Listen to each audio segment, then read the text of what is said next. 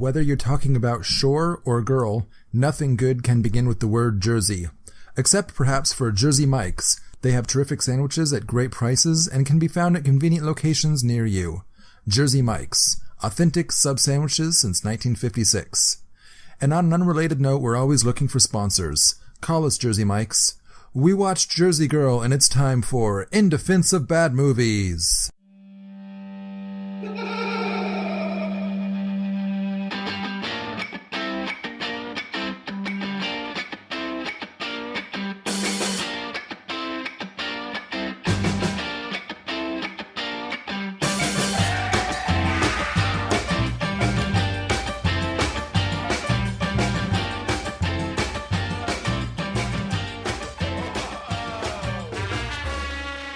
Hello, and welcome to another episode of In Defense of Bad Movies. Sam Bowen here, your intrepid host. And I'm joined, as always, by my always outrageous co-hosts, Bobby Mattern. Hello. Laura King. Hey. And Loren Bowen. Hi, guys. How's everyone doing? Outrageous. That is pretty outrageous. Delightful. Good. Pretty good. Cool. How about you? We never ask. I don't care. I don't care. Yeah. Okay. Bobby's Please continue. Moving on. Lauren, schedule. I'm doing swell because I just watched a movie. What? How about Wait, you guys? what movie did you watch? I watched Inside Out last There it night. is. Oh, yeah. Are you swell? Because I feel emotionally shattered. Oh yeah. No, I had to have the breakdown and then build myself back up. But, yeah. I feel like I still have my crying headache. But since then, I watched another movie, Jersey Girl. Jersey Girl, guys. The Jamie Gertz vehicle from the 1990s. Oh, wait. Was there one of those too? Yeah. Is that the one you meant? Because because Loren, spoiler alert, is defending it. You brought this to us. Yes, I did, guys. But yeah, now that I hear that there is another girl named another movie named Jersey Girl, that I would must see have Jersey been. movie. But what about that other girl named Jersey movie? That was a good girl. I liked her. That's what we're gonna name our baby, guys. Jersey Spoiler movie. alert. Jersey We're movie pregnant. Bowen. Woohoo! So So, we're gonna combine two segments today. So we are going to combine our bad movie wraps, which is where, as always, we wrap up a bad movie. We just we talk about what happened with Laura's 15-second movie synopsis. So how is this going to work? We're all going to talk about the movie? No, you're just going to wrap it up in 15 seconds. Is this our way of retiring bad movie? No, I didn't come up with a good one this time. So maybe next time. Next time. I'm running out of different meanings of the word wrap. So maybe next time we'll actually do another wrap. Work on your MCing skill. Is the MC... Well, whatever. I don't know. Is the MC the actual rap? Explain rap to me, Sam. I'm not sure. Because MC is master of ceremonies, who you wouldn't think need to rap. They need to wrap up the party. 10 more minutes. Go, Laura. Are we recording now? Yeah. Oh, okay. So anyway, so Jersey Girl is basically the movie that you really wanted to see, the good movie with Jennifer Lopez and Ben Affleck. But it's just really Geely number 2, because Jennifer Lopez is in the movie, and if you want to see, How could we shoot the movie, guys? and if you want to on. see one from New Jersey in it, you're out of luck because there's no one from New Jersey in it because none of them have accents, and it's just a really ridiculous name for the movie. Jason hold Biggs on. is from New Jersey. A good movie with Jennifer Lopez and the Ben one Affleck. character not from Jersey. The one that never goes to Jersey. A good movie with Jennifer Lopez and Ben Affleck? Such a thing has never happened, has it? No, I don't think so. Okay. And this just solidifies the fact that it's not going to happen. No, it will Well, not. it's certainly not going to happen now. No. She's not getting a part in Argo 2. So yeah, do you want to go into the background about this? Yeah, let's hear about it. Yeah, Loren. Oh, God. Lauren's the one you're married to. Yes, I know. Okay. Thank you. Feels like you'd keep that straight. You would think so. You did a little background research as to the presence of Jennifer Lopez. Would you like to? Oh, sure. And and it goes into part of my argument for it. Can I put my argument out for a movie a little bit? Yeah, please. That tonight I'm not going to win hearts and minds over to this being the greatest movie. I'm absolutely aware. My only argument that I'm really going for is this is an underrated movie, that it was underappreciated for several reasons and came out in the midst of a bad time and lots of studio politics and, 9/11. Of course, no. And the public growing weary of Ben Affleck and Jennifer Lopez. And so it kind of got shunted aside, and that seems a bit unfair. Obviously, when the movie did come out, Gigli was just this big box office disappointment. We'd had Bennifer on our minds for a very long time, and, public was getting sick of them as a couple. And so the producers really backed away of that part of the story. Originally, there was going to be a lot more of Ben Affleck and Jennifer Lopez's character in the movie. About half of it was supposed to be their relationship and their life together, and she wasn't going to die until about halfway through, and then the rest of the movie would wrap up into it. So we're already dealing with the original vision being very compromised, and so it really suffered at that point when it was coming out, and everyone was just sick of them and like, oh, it's a Jennifer Lopez movie. And the movie trailers really put effort into emphasizing that, no, she dies, guys. It's okay. She dies. And so you can still come see the movie. Now, is this movie a prequel to Armageddon? This is how he and Liv Tyler's character meet. Okay. And we don't go into her oil rigger dad, Bruce Willis, at all, but it's going to happen. And it does explain he has a daughter, so that's why he's got the animal crackers to play with. Yeah. So, yeah. It's weird they don't mention the daughter in Armageddon. I wonder if she dies as well. That would be sad. No, she actually has a singing career now. Oh, that's right. We just covered. Yeah. And that's weird. Bobby, did you show us? That was it. You showed us the photos of little Gertie all grown up. On The Voice. Singing on The Voice. Yep. Yeah. And, I mean, watching the movie again, you see where it came from. She's clearly a little, precocious singing girl in this with their musical theater number. She was better at the singing than the acting, I thought. Aw, she's so 7. You were saying that, but you don't think she's good. She's just a typical 7-year-old precocious actor. Not great, but not terrible. All right. Yeah. So can we get into just dissecting this movie?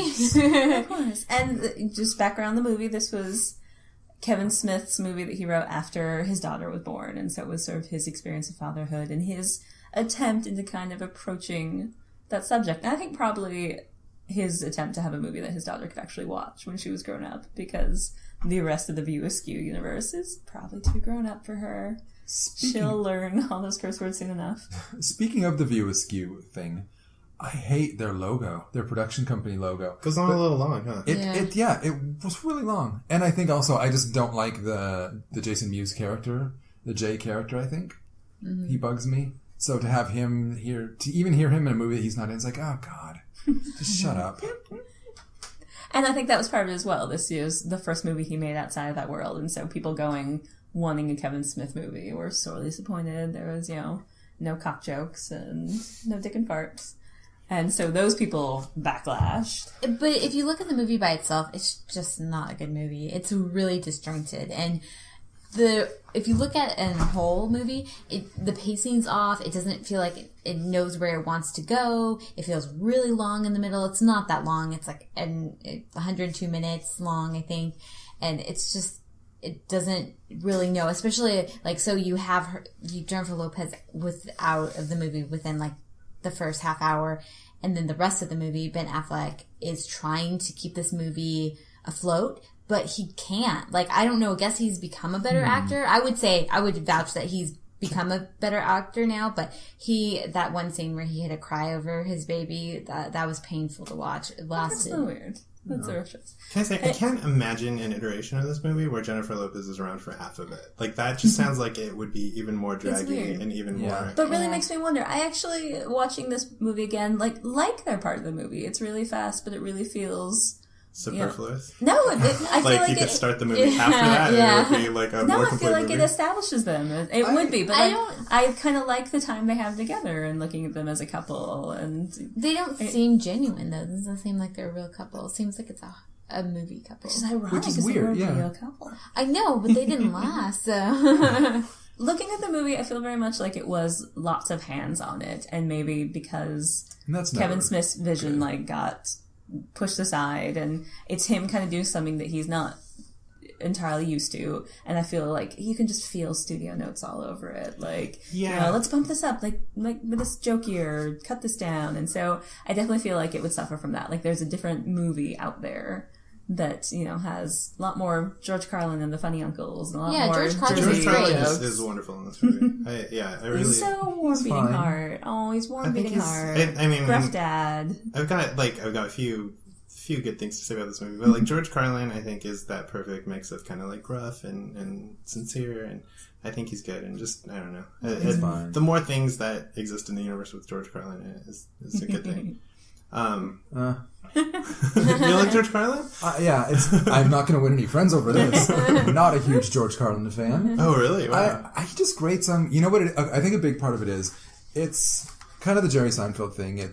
He'll point out something that is maybe a little weird, but then I think and I actually like his politics and everything. I totally agree with a lot of it. But then like I keep waiting for like, okay, you're ranting and you're going off on these things. Where's the joke? You're a comedian, right? I want to hear a joke, but it just never comes. It's just him going off on things, and I don't know. Or maybe there are jokes there. I just don't find it funny. But I don't know.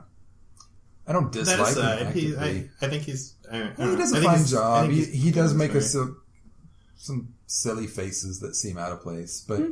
Well, the good part is that they don't try to fix his character by the end. You know, like it feels like it's one of those movies where they try to fix all the faults in every character. Except for it. Like, they don't try to... I don't think any character changes at all in this No, movie. I don't think they change, but I think they try to have them change. Really? I feel like we're working really hard on Ollie, and he is our focus, Ben Affleck's character. Ollie... and I don't think the movie is really trying to teach him a lesson. Ollie feels not bipolar, but it's like... Ollie starts off... Well, okay, he doesn't start off the movie... Okay, he starts off his fatherhood as being like a terrible dad. And for... You know, very blatantly, like, trying to avoid his daughter. And then the next time we see him, he's like a 10 on the dad scale. He's totally killing it. And then, like, he's kind of tempted with going back to Hollywood. And then he's, like, back to the 0. And he's telling his daughter, to her face, that, she ruins his life. And then, like, a couple scenes later, he's back to being a 10. And then the movie ends. Like, that's his arc. You're like... Yeah. It's like what are the stakes here? At the end, he has to make a journey that we thought he already made. Yeah. But he committed fully to his daughter, and the movie, but he's always had this idea of what his life should be that, you know, results in him screaming at his daughter, that he always had the life in New York and had this idea of the perfect life. And then he lost his wife, and even though he rediscovers that his love for his daughter and needs to commit to her, and like he's then made his life all about her, but put everything else in his life on hold because all he has in his mind is taking care of this girl and getting back to New York. And so he works this crap job at, like, you know, in the city in Jersey, just like driving the street sweeper and, you know, working on the sewers, which I didn't realize those jobs intersected. But that's fair. It's just kind of... And it's blue collar. But that's which he is way too qualified for, but that's because he is not back on track with his life. He's just got, like, things are on hold. All I have is my daughter and trying desperately to get back into the publicist world that I came from and trying to get back in. I feel like that part doesn't shine. Like, I didn't get that he was trying desperately to get back to the publicist world until the opportunity presents itself, like, 3/4 of the way through the movie. Well, and then he goes back down to 0. But they always talk about him, like, going on interviews and keeping rejected. Like he goes to meet with Schmarmy, Jason Lee, and Matt Damon, and they just are there to laugh at him and say, like, man, you're that guy that freaked out. Which were fun cameos, by the way. Fun cameos. You know, and that was late in the movie, too, though. Like, that wasn't like a gradual thing. That was like First hour. Those were like we're still expositional. Because we didn't see it today. Jennifer Lopez died, and then we had to do a second round of exposition to now their life together with Gertie being 7, and so, like, it was, trying to... I feel like they could have had a happy medium, too. This is like the movie cliches, like the problem with movie. This movie like, is a patchwork of tropes. It's like the trope of like, it has to be black or white. You know, like there can't be a happy medium between those two. Like, and there really could have been. He could have. Oh yeah, absolutely. In fact, when they have the scene where they're gonna have to tear up the street on the city where he works, and all the townspeople are pissed off with their pitchforks and whatever. And then he goes on this... When he digs into his PR skills that he hasn't used in a very long time. Which I would have liked to have seen his PR Yeah, skills. no kidding. That always bugs me when it's like, okay, he's going to show his PR skills. Let's montage the hell out of this 10 minutes. The only PR stuff we've seen is him calling Will Smith a Flash in the... Fresh Prince. A Flash. Do they ever call him Will Smith? No. Guys. Even when he's famous as Will Smith, they never call him Will Smith. Kevin Smith learned the lesson of Phantom Menace. Do you want this movie to be bogged down with city council rezoning talk, or do you want to listen to a lovely montage of Ben Folds' beautiful vocal stylings? You want Ben Folds playing over your movie, so let's just do a montage of him gesturing to the crowd and having them nod. Can we talk about the music that doesn't fit? I would like constant to see 30 seconds of him being a PR guy. The 30 songs that they have in this movie. I would say that all the music does fit in a really generic, bland way. There's a part of if there's that many songs in it, the movie is missing something in the story. There's something missing in the movie. You have to play that much music to counteract the bad There's acting. part of me that wants to believe, and even though I love him and he's very smart, I'm not sure he's this tongue-in-cheek, that this was Kevin Smith's attempt at a riff at the very classic studio family movie. Because all the movies are very stereotypical of this emotional family movie, and they don't feel like his choices. If it were Kevin Smith, there'd be more Run DMC. No, I read it. I don't remember. I think it was on Wikipedia. I read it, and you can trust everything on Wikipedia. But I think there was an anecdote that his friend had sent him a letter, an apology letter, and had used lyrics from Landslide in it, and Kevin was really touched and was I want to put that in a movie. And cool. Kevin Smith is he's a pretty sincere filmmaker, I think, and I don't doubt that the inclusion of songs like Landslide might be very sincere on his part, but it doesn't keep it from feeling really bland and generic in a movie. It would be a nice choice, except that everyone uses Landslide. Yeah, exactly. And it's true, you don't feel true emotion until you're sad listening to Landslide, and that's why it had to be in that montage of all the characters being sad. There's this... Maybe not simple, but there is a way to get around that, is to use the same song, a different version of it, or... Right. Or to just say goodbye to the song and not even It could be, but if he really did want to, somebody used this, and I'd be curious to know what lyrics they used, but... Because I'm just glancing at the lyrics. Nothing really you can put in a letter. Yeah. Take my love, take it down, climb a mountain, and turn around. And if you see my reflection in the snow-covered hills, well, the landslide, bring it down. What the hell does that mean? Yeah. You should never dissect song lyrics. It's poetry, but was worse. Was his friend a stoner like him? What? Kevin Smith's a stoner? This was pre... I mean, I'm not saying that he wasn't, smoke. It feels like after Cop Out, Kevin Smith went, real hardcore stoner. And, that's when his stuff just starts going nuts. But, I think this was, I just had a kid. I got to straighten up. Yeah, and so he actually stopped smoking for a while, and that took away some of his power. And that's why maybe the movie is a little less clever than he can be. And I mean, and I'll gather, through Clerks, Chasing Amy, Dogma, I'm a big fan of all three of those. And, I would want to see what Kevin Smith can kind of do in the PG-13 realm. And I don't think it's that out of place for him to kind of, bring that, his kind of brand of filmmaking to that, to those limitations. But it's boy, he really made a studio PG-13. Yeah, and I feel maybe he did start with those intentions of I am going to do the family movie that I would do, and that it just got sidetracked, and maybe he kind of quit. Maybe it feels like maybe he gave up halfway through the process. This is not going well, and I'm done. I like the way it starts. It starts with the classroom scene and 7-year-old. Okay, it doesn't finish. That actually bugs the shit out of me. It always bugs me when people bring in a frame story and don't close weird. out the frame. They didn't close the frame, which was a terrible choice. I forgot even that frame story began it, because I'm oh yeah, that's right, that doesn't go anywhere. But it sort of sets up the montage of the kids with the essays about their families, and it's here were the Kevin Smith jokes that he snuck them in last minute, and the teacher's excellent droning guys, and the kids those were cute, and a blatant Kindergarten Cop ripoff. Yeah, but with the Kevin Smith sensibility, that was very funny. My only kind of issue with that was, and I mentioned I don't think the girl was a great actor. She's a great reader, because all the other kids sucked at reading their essays. I know. You stumbled through them, and then you get to this clearly, totally polished kid. Yeah, that's true too. And I hate when they hide someone in a frame. They have a scene, and then they show everyone, and then it's oh wait, there's one more. It's you.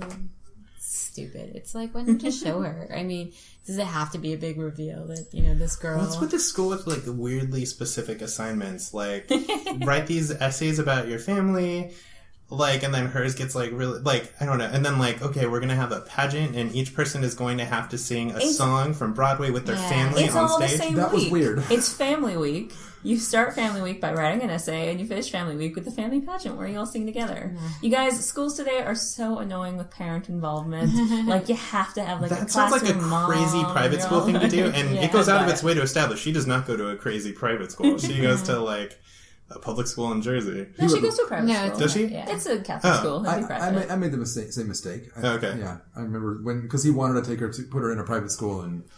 Oh, and what's Manhattan. that scene with the kid showing her his junk and then her lifting up her skirt to show her stuff? Like, fine doctor, It like you do. And it showed him being a reasonable, although not out of his element per se, but he's having struggles. The charming, parent. like, a mom might know what to do, but he's got to find his way on his own with his gruff dad, and, like, And I he like didn't- that scene. I didn't It's mind you. He didn't charming. freak out. Yes, he was But he was very nervous. Man, that kid would be so What are far out of the your house. intentions to my daughter? That was a little. Yeah, see, that was dumb. See, That was like, a- if that they was a had punchline. shown that That's a scene scene and, like... to throw into the trailer. That's like, that would be really cute if in the trailer.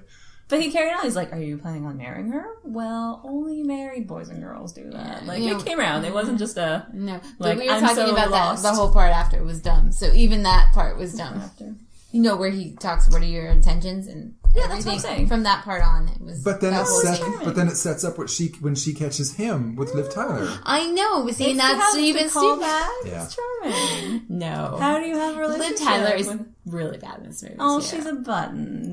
not. She's not perfect, but she's a button. No, You know who they, she That reminded- character's kind of a mess. Like, it's I don't. so messy. Like, and that There are feels. a lot of shortcuts with the character. I'm going to give you that. And that character feels the closest, kind of, to like a Kevin Smith character in this movie. Like, she's kind of the one who goes on, like, she has her little rants about, like, porn or whatever. Like, I don't know, like, but, like, I don't know, like, her character, like, the way she's, like, immediately kind of, like, drawn and attracted to Ollie, like, their meet cute feels really weird, and, like... He's Ben Affleck. Who wouldn't be attracted to him? Yeah. You know who she reminded me of? And this isn't a critique or anything. She kind of reminded me of Margot Kidder's Lois Lane in Superman the movie. I haven't seen Isn't it? But she You has need a to see that. But I can see that, like, this, like, weirdly aggressive and, like... And it. kind Well, of, like, oh, let's have sex. We just met each other, but let's go have sex. I want to have sex with you. It was She's a a very mercy. open sex positive. Is it mercy? It was a mercy jump, which I absolutely hated. If you're going to be PG-13, just don't even get rid of any reference at all. Don't call it, or call it something different. Don't call it something where it's obviously a mercy fuck. Mm-hmm. Mercy And bang. put in a different Mercy bone. Mercy trained to bone. Well, and then have her be so non-committal to him and just very nonchalant about the whole situation. But then when he says he wants to go back to New York, show her crying in tears and like how she's so devastated by the fact that... And they don't have a ton of scenes of it. No, they don't. Yeah. And there were a lot of shortcuts. Like, I appreciate the attempt here, but we need, like, if we're gonna have so many montages in the movie, throw in one more of them, like, getting to know each other more. Or at least, I was actually, I forgot how the movie goes, like, I was kind of proud of her for being a little nonchalant about, like, of course you're gonna go, we're having fun. And if they'd calm down her reaction a little more, like, sure, she's disappointed, but she's, like, grown up, so... Like, how much more interesting would it have been if she was like, yeah, of course you're gonna go, and then that crushed him more than, you know, like, her going, like, being real stoic about it, and then, like, crying to herself. Like, I don't know. In the porn room. Actually, I don't know. I didn't mind that. I don't... It's like, that's where you would go, because it is curtain, beat it off. No, it was just the quickness that it happened. Like, If there was a guy we're wanking already off in love. there, that would have been fun. That would have been fun. That would be... See, this is in the director's cut. Yeah. The X-rated director's There's cut. a weird moment at the end, and it's like I don't know, it's a dumb joke, I guess, but, like, she leaves the restroom in the bar, and she's, like, making the pee. Why was she in the She was in the the men's room, too. Which is never And I explained. kind of thought that was like someone took a really nasty shit before me, or if that was her going like, "Do not go in there." I feel like, and the fact they're being in the restroom, I feel like there were lots of things cut out, like the stuff with the two uncles, with Mike Starr and Stephen Root being like dad's best friend, granddad's best friends that are always around. Like, I feel like there must have been many more scenes with them establishing them. Yeah, like And they're so- bad influence. But the stuff that Or got just cut like out us. makes me think that the original intent for this movie was to be like impossibly long, and for instead of it to be like a really kind of bland generic movie to be like an aggressively like drawn out movie. But so I've decided that the women's bathroom in this dive bar is broken because there are never women here, and so that's why she was in the gentleman's restroom. But going back and to it's George, just disgusting because it's all men. Going back to George Carlin's friends, what a waste! Because Stephen Root and the other guy are great. They're wonderful. Yeah, and they seem to have a rapport. They get to do fun. a musical number, which is fantastic. Yeah. But Stephen Root should talk just so much more. Stephen Root's amazing. He is great. And I'm sorry, what's the other guy's name? Mike Starr? Is it Mike Starr? I could be wrong. Don't quote me. There's no way of knowing. Still, guys, when we go to IDOBM. Mike Starr. And no, Mike Starr is an American musician best known as his work with Alice in Chains. Oh my gosh, that guy was not in the movie. I know he was in The Office, an episode of The Office. He was on Ed. This is a fun part of the No, conversation. so please keep this quiet. I don't know. I'm keeping it. Laura, yeah. Yeah, I don't know. Stars. Jennifer, This one was. Jennifer Lopez. Okay, it is Mike Starr. Lopez. It's a different Mike Starr. Was pretty bad in this movie. Really? Yeah. She was cute. With her big curly hair. Oh yeah, that was really annoying. Freaking out, being she is pregnant. a plot device. Yeah. Well, and then they want to manipulate you by feeling really sad. And You didn't feel sad. no, I did. Like it was She like died. sad. It's a sad moment, and Showing us you're how meant. is not manipulation. Yeah, It's just and sad. then Just takes time to manipulate you? Sure. I don't care. I love it. no, Did Inside Out manipulate you? no. But I mean, I don't. You're not. I mean, it's manipulative, but it's like Everything the is dead mom you know. trope is such like it's happened in so many. Like, watch any Disney movie. It's like by the time you're like, of course she died. Like, there's not surprises. We all knew she was going to die going into it, but it's just like, okay, yeah, now we're over that narrative hurdle. Like, what comes next? You know, like. I hated how she bitched about being fat when she was pregnant. Oh, That that's was- kind of annoying. I hate anytime pretty girls Any- complain yeah. about Anytime, one thing. I don't care. Anytime anyone bitches about, you're pregnant. Yeah. It's not. I've always been skinny, now I'm fat. I hate you. Plus, look at her. If someone You're else- gonna be, if you survive the pregnancy, you're still gonna be skinny. Oh. And like it's not fun. She Like will not. I can't tell if it was supposed to be a died joke or what. But like if you have Jennifer Lopez whining about like having to go to a function where she's supposed to be with like movie stars and musicians and stuff, you're like, shut up! You're Jennifer Lopez. Like there's not enough. Sure, your character's a graphic designer. We Exactly. don't care, or whatever she did. We know who you are, Jenny. From the block. Well, it's weird too because you have both these people. Like, I'm just going from the story itself, not going into the acting right now. But so you have this character Ollie, who's very much a workaholic and very much in love with his work, and then you have her character Gertie, who is also very much a workaholic, and then two people who don't seem like they really want to have kids, but then are very ecstatic when they find out they are having a kid. And then to then have, Ollie, after Gertie dies, have him kind of lost. It makes sense. But then you have him near the end when he's like the pivotal point of the movie where he's talking to his daughter, yelling at his daughter and saying like, you were a mistake.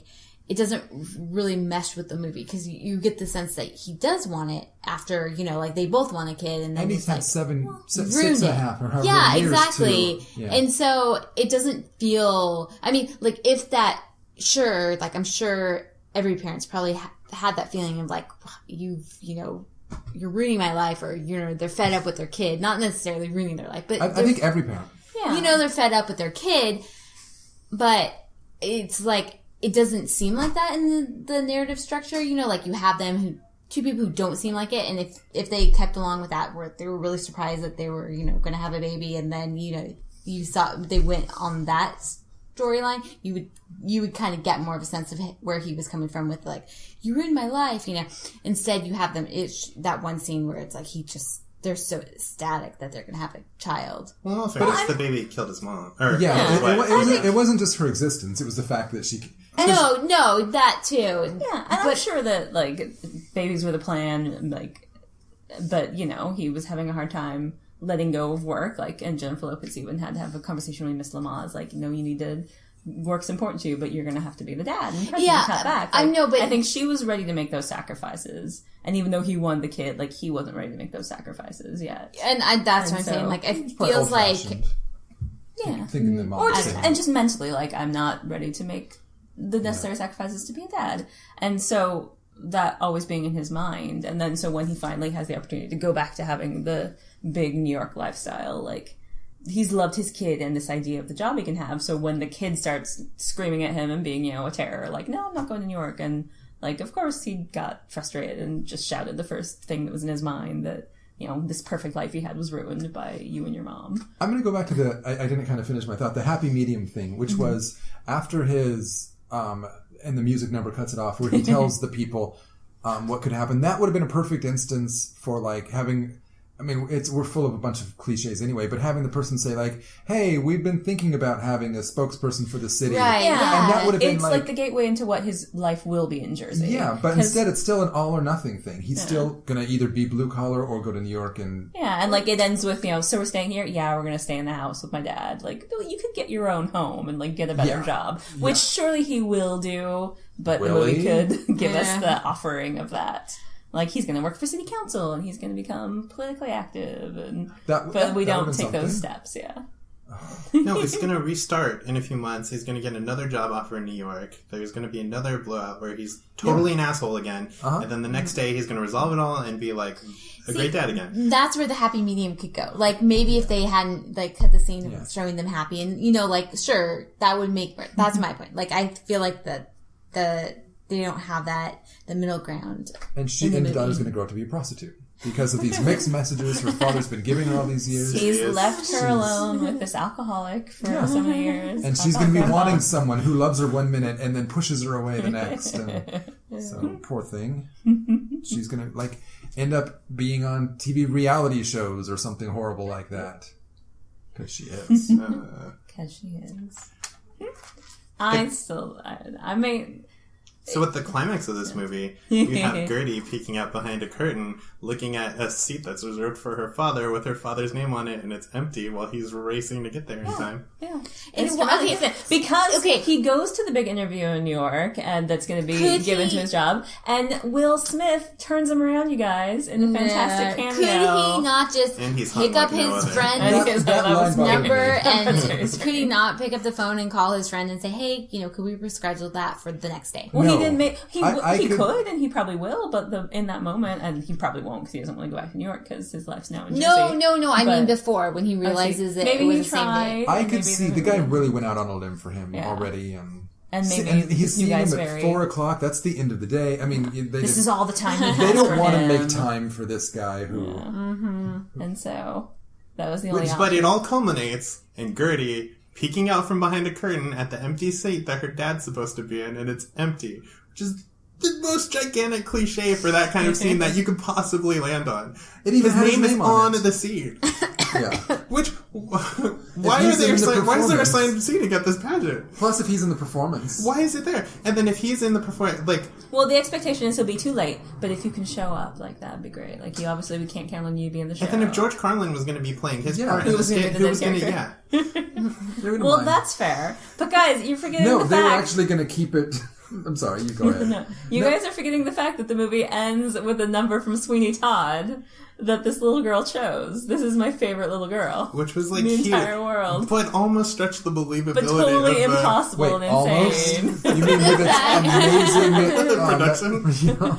And everyone is just singing songs with... Everyone is singing Memory from Cats with their mom or their parents. I know, because... But she has a set and a musical number with her extended family. First graders understand that song?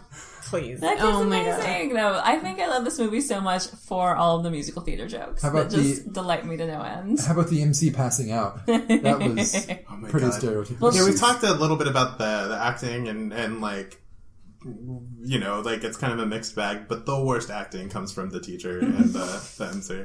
Oh, popular song. Memory from Cats. Oh, and then when it ends, we get the Rudy clap. Oh my god.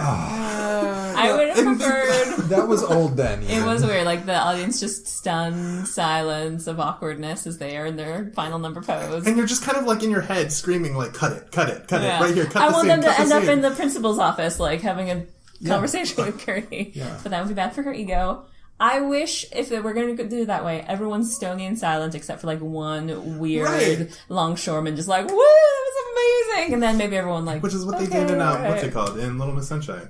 That's right. Oh darn it! Olive is better than Gertie, but that's because we just have to let Olive be Olive. Now, how did you guys feel about the Will Smith scene? Going back to that.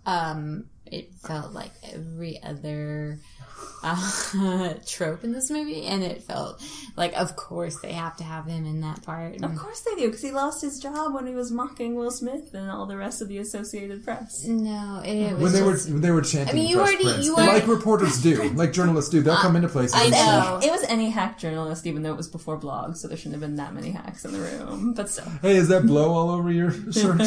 He's having a really hard day, and he just kind of lost it. I was going to say, I actually liked that scene, and it was kind of like, oh yeah, Will Smith was charming at one point. Yeah. And I love when he's talking about what we now know to be little, what's the, Jaden talking about, like, Daddy, how far you love me? And he has I 3 love you, kids? Because he's an older kid, and then he has 2, Jada. This is before, what's her name? Jada, yeah. Yeah. Yeah. He had 1, and then I think they have 2 together. Oh, this is dramatic. Interesting. This is interesting. Mm-hmm. Aside from the dong portion, though, about how he's hung, you don't tell Ben Affleck that. I actually like that scene. If you were that hung, you don't think you tell everybody. Well, I agree with Laura. It felt like the stock celebrity cameo scene. Yeah, like it certainly was. Well, it worked. But yeah, not really, because you knew it was going to happen, and you're just like, oh, of course, that scene had to be with Will Smith. Will you know, Smith, who you could argue ruined his life. Well, so it comes full circle. You know, like I don't know. You're saying this, and you're almost saying it like you're being ironic, but then you're not. But like it has that idealized. Yes, I understand functionally that's what that scene does. It has that idealized movie magic where like that wouldn't happen, but still like you kind of get warm and fuzzy when it's happening. Like it's like that's a scene where the dialogue feels like it's pushing kind of on Kevin Smith territory. Like they're all kind of speaking in big monologues, and he. That's a good point. But yeah, I don't know. It's like the kind of schmaltzy stuff I don't like when Kevin Smith, like it's the Stan Lee conversation from Mallrats, like I don't know. You don't like the Stan Lee conversation from Mallrats. Well, Stan Lee's a more fun cameo to do, and than Will Smith. Will Smith is charming as Stan Lee. I know he has a whole career made out of it, Loren. That's his deal. This is a kind of a small thing, but I like in the montage at the graveyard, the montage where. He calls his daughter a little shit. He does. No, he says, I hate you, you little shit. Yeah. You and your mom ruined my life. Yeah. When they do the graveyard scene, I don't know why, it really cracked me up. They do the wide shots on him at the graveyard, and you know where he is, but still they had to do a close-up on him, and then a close-up on the gravestone. He's not just some random gravestone They guy. want to make that clear. He's not just a creeper that hangs out in graveyards. I would have loved to. He's visiting someone specific. How awesome would it be if it was a different graveyard? I don't know. Who would be good? I don't know. That would have been funny, though. I would like what's the name of the girl that dies in Clerks? I would like it to be her gravesite. Julie Dwyer. Julie Dwyer. I would love if it was Julie Dwyer's grave. It is a part of this universe. Yeah, we knew the whole time. And then Jay and Silent Bob come along, try to sell him some drugs. He's like, no, man, I'm good. We'll move on. You know what my favorite line was? The Bomb and Phantoms. What was your favorite line?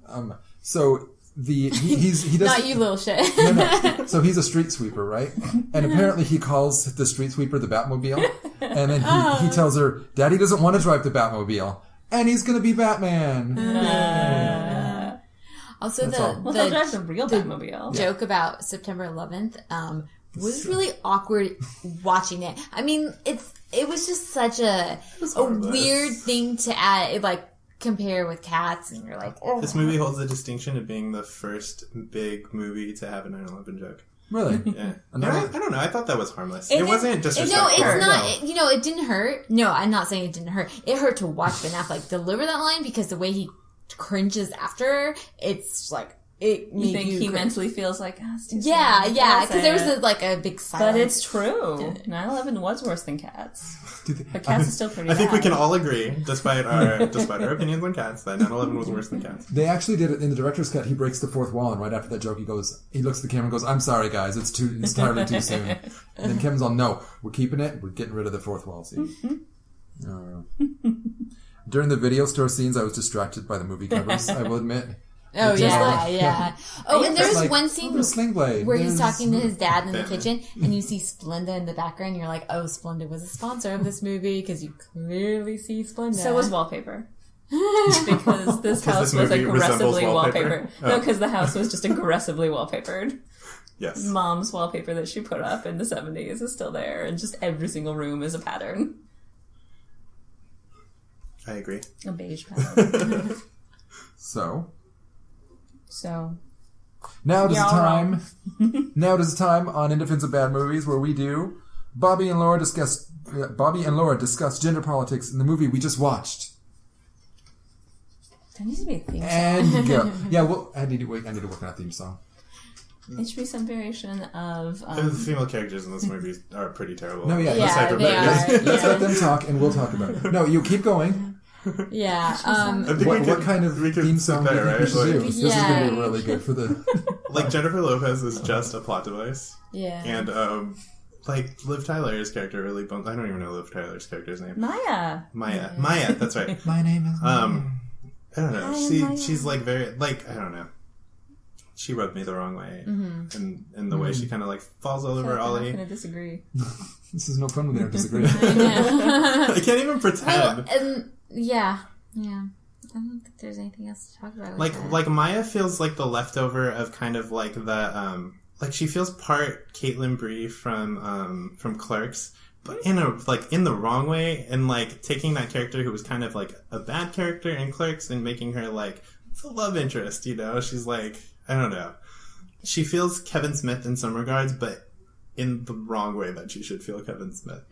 Laura nodded that whole time. Can I come in with a brief just intercomment to do it? I feel like Liv Tyler is an attempt to predate the adorkable trope, like kind of before that really existed. Like if she, instead of wearing flannels, had a sundress and ukulele, like she would be Zooey Deschanel. Like it's the first kind of trying to work out that awkward cute girl character, and so like maybe she fails because she's kind of like first time trying it, but she certainly has a precursor to that now very successful style. Well, it's weird too because they have, Jennifer Lopez, who's this very business oriented plot device. Yeah, plot device in the movie. And then you have Liv Tyler, who's, kind of aloof, and she works at a video store as the counterpoint to Jennifer Lopez's character.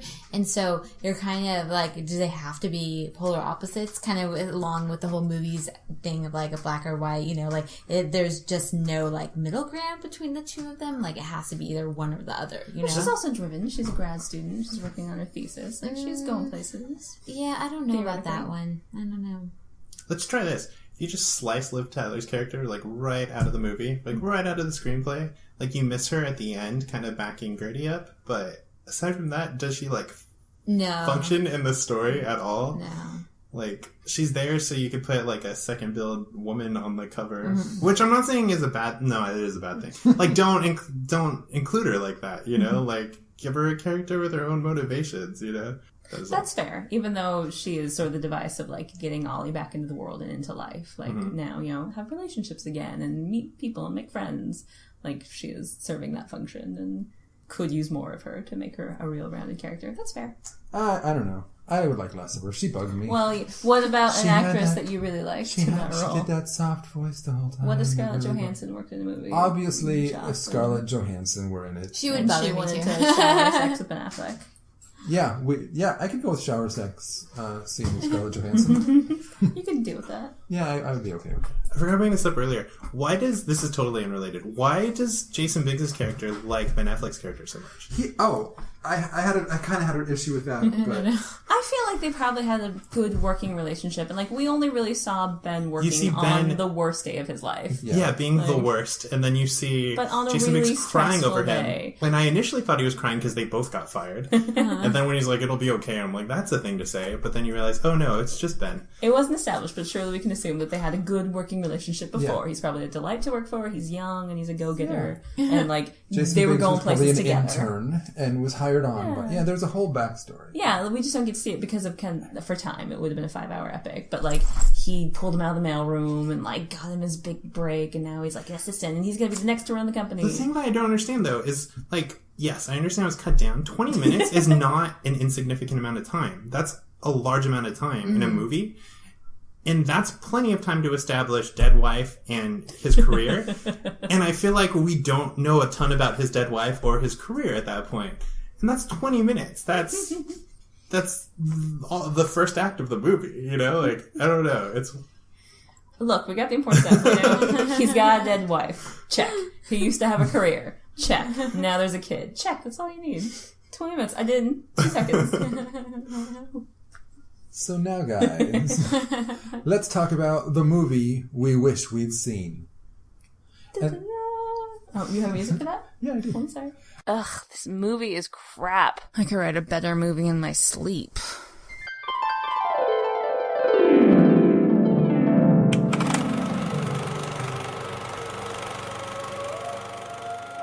And now, IDOBM presents the movie we'd wish we'd seen.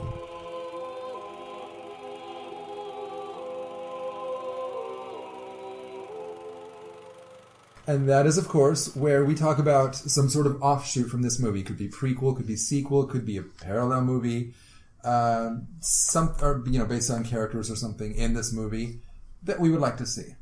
Let's start with, raise your hand if you have one. Let's start with Loren. I'll give you all time. That was a really good visual cue for a podcast. I liked it. I gotta come up with mine, too. I'll give you all time, just because mine's going to be settled. I would like to see the movie retooled and fixed and just give Kevin Smith the freedom that he might have now to make the movie he wants to.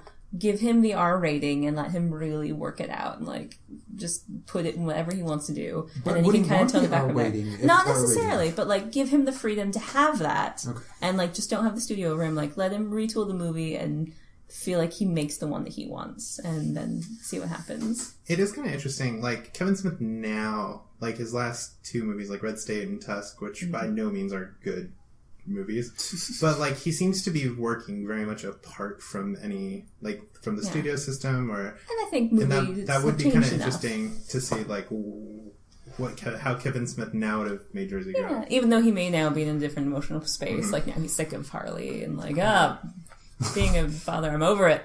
And so I get it. I don't need to romanticize it.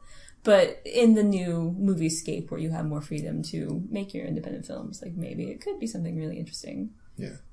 Not to give him to, like, as much as I love Kevin Smith and what he can do, I'm not giving him credit of being a great director. Well, you know what though? His Kevin, like, and even in those 3 movies that I really like of him, he never seems really comfortable, like moving the camera around and directing, and he actually seemed pretty comfortable moving the camera around and stuff in this movie. pretty solid. I wonder if he had a cinematographer or something. Maybe sure there's he a did. difference. Someone helped edit the movie. He knows there are 2 names. His name and his Oh, yeah. Oh, that's interesting. Was it Scott Measures? Maybe. Laura, do you have a movie you'd rather see? Yeah, I think I would rather, like, I would cut the first part. I would just have him show him, without Jennifer Lopez. I'd cut Jennifer Lopez out entirely. I don't really think she added to the movie. And then maybe that would give the movie a little bit more time to expand his relationship with his dad and with the uncles, uncles in quotation marks, and just the idea of like what he wants to do, like in the working world, like if he wants to, like, instead of just like one or the other, maybe like find some middle ground, and like also Liv Tyler's character would give him more opportunity with her. I mean, I would probably cut her out too, but I mean, if you cut her out, then that's fine. I think it could still be a really good movie. So Cool. I would like to apologize to the listening audience, as there is a cat walking across the table, and you may have heard her scratches as she did so. Sam's lying. Sam actually just walked across the table, so. That was me. How about you, Bobby? What's the movie you'd rather see? Just to keep it real simple, I wish that it was a movie where Ollie had an arc, like an emotional arc, where he starts at a place and learns things and ends up in a different place, rather than just restarting a couple of times during the course of the movie and then the credits roll. Like I kind of wish he was in a significantly different emotional place than he was at the beginning. That's all. That's all I want from a movie, guys. I just want character development. You went too high, Bobby. In a Kevin Smith movie? Oh, we're gonna make you watch the good ones. And just for the record, I haven't seen a whole lot of Kevin Smith ones, but he's hit and miss with me. However, I do enjoy him as a person very much. I like his podcasts and things, and this is to just put a positive plug out there for Kevin Smith. And so the movie I'd rather watch is, you kind of hit it earlier, Loren. I'd like to see Scarlett Johansson in the shower with with Ben Affleck and the Ben Affleck. No, this would be even worse. No, okay. Are you just trying to cut out the rest of the movie? You just want it to be an hour 42 minutes of Scarlett Johansson in the shower, maybe with Ben Affleck, maybe not. No, that's the thing. I'm going to recast Ben Affleck. All right. Can we recast Liv Tyler's Matt Damon? Yes. There's the movie. Jackpot. Bingo. Rachel McAdams would be... Unacceptable. Yeah, I don't really have anything good, except, like you said, just more of Kevin Smith's image, or more of his, what he wanted to do. And because I think the studio system in a lot of ways can suck it, and I definitely think the MPAA can suck it. The whole ratings thing is just absurd. So. See, what a wasted F word in this movie, too. I don't remember what it was, but I was just like, oh, wow, that's an F word where you can use it? Yeah, it was at the beginning. They should have used it on Mercy Fuck. Yeah, no kidding. Perfect. Or just go for broke. Tell him to... he could tell his daughter to F herself while he's screaming at her. Fuck. Yeah, because that's suggesting a physical act, which for some reason is not acceptable. Stupid ratings. Oh, it's dumb. Anyway. Now all I can imagine is Matt Damon and Ben Affleck in the shower, and that's pretty good. Hey. So I actually kind of skipped it. What are our final verdicts? Loren, you like it, I concede to plenty of negative points about the movie. I know it's far from perfect, but just arguing that it's worth a second look. It's got charming qualities, it's a sweet family relationship, and watching Ollie struggle to figure out his family life is charming, and there's so many musical theater jokes that how could you hate it? And I'm actually not going to disagree too much. It was... we watched it in two parts, and this might have something to do with it too. We watched it in an hour, and then we got interrupted, and then watched the last 40 minutes. The first hour dragged a bit. The last 40 minutes, though, I was okay. Watching it into two sittings might have helped. But yeah, it was like, this is entertaining enough. There was enough. And maybe the movie was a little back loaded with the better scenes. I don't know. Maybe because there was no Jennifer Lopez in there. But yeah, so it was okay. Not a horrible way to spend an hour and 40 minutes. How about you, Bobby? No, I don't. I disagree. I think this movie is totally missable. It's just bland. It's boring and I watched this movie this morning, and I've forgotten 3 times today that I've watched a movie this morning. It's not the worst movie we've seen, but there's just nothing memorable about it, and that pains me because when at the point in my life when I watched this, Kevin Smith was my favorite filmmaker, and I'm not saying that. Now I'm going at it where I'm a lot more indifferent about Kevin Smith, and I'm not, let down by him. I'm just, it's wallpaper. It's, there's nothing interesting about it. And so that's, I don't know, that's kind of my verdict. I liked the wallpaper in the little girl's room. Yeah. Oh, the trucks. With the car, the trucks. And so. How about you, Laura? I'm kind of on the same page as Bobby. There's nothing wrong with it. It's fine, but it's not very good to watch. I wouldn't just pull it out of a movie and be like, hey, this is a good movie, I'm gonna turn it on. No, it's not very good. The acting's not very good. The story isn't very good. So it's 2 withering recommendations and 2 withering not recommendations. It's a definition of middle of the road filmmaking. If you have it on the background, it probably won't affect your mood. Yeah. In the same way that The Grinch might, if that was on in the background. I could see enjoying folding your laundry to this. Not so much The Grinch. Yeah. Because you're supposed to wrap presents to the Grinch. We've established this. Oh, God. Or do a ton of Coke. So I think that about wraps it up. Does anyone have anything they need to plug or they would like to plug? Go see Inside Out. Oh, God, guys. Inside Out's so good. Inside Out was really good. Just be prepared to have your soul just squeezed in a vice for an hour and a half. Bring Kleenex. Bring Kleenex as well. That was a struggle. Yeah. The careful, like, mouth breathing, because I don't want to snort in the middle of a scene, but... I feel like we had to regroup after that movie. We're like, okay. Let's all have a hug. It rivaled Toy Story 3 in crying for me. I think Toy Story 3... No, I take it back. It didn't rival. Toy Story 3 killed me. But this was definitely a hit. There's some really complicated, tough stuff in Inside Out, though, that you might not expect, even from a Pixar movie. Guys, I don't want to grow up. And this movie kind of makes me feel like I ought to, even though it will make me cry a lot. Any other? No? I will plug, go to YouTube for Upperclassmen Comedy, which is Upperclassmen is our comedy troupe. And we have an improv show. Our comedy troupe? Do we have a comedy troupe? Yeah. Guys? The comedy troupe I'm in. It's a different hour, I guess. Although, we are trying to get you into it. But I'm in some of your videos. Yeah, that's exciting on the YouTubes. That's true.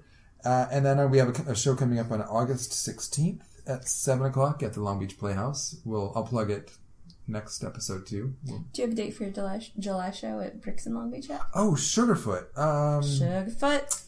We do. Oh, yeah. We actually have a show on July 28th at 8 p.m. at Bricks, B-R-I-X, in Belmont Shore. It is a free show, which is awesome. Woo. And, it's going to be, I don't know if it's going to be the whole group, it's going to be a handful of us, and we're just going to be there doing some improv, guys. Cool. Hope you guys can make it. You guys, the people in the studio, and you guys out in podcast We'll land. pencil it. Okay. It's not a hard pen yet. That's okay. That's fair. So yeah, there's that. And July 28th, I think that is a Tuesday. Yeah. So it is midweek, but it'll be lots of fun. So I think that should wrap things up. Woo! And yeah, we will come back at you in 2 weeks with a mini-sode. Bye, guys. Thanks for listening. Bye. Bye. Bye. Bye. Snoogans. Bye. Snoogans? Oh. The Snoogie Woogie. Or whatever. No one says... What Snoogie. is that kind of baby talk? Snoogie Woogie. Oh, I do Who not says care that? for that guy. He's charming. Actually, and Silent Bob. Can we be back in Mallrats?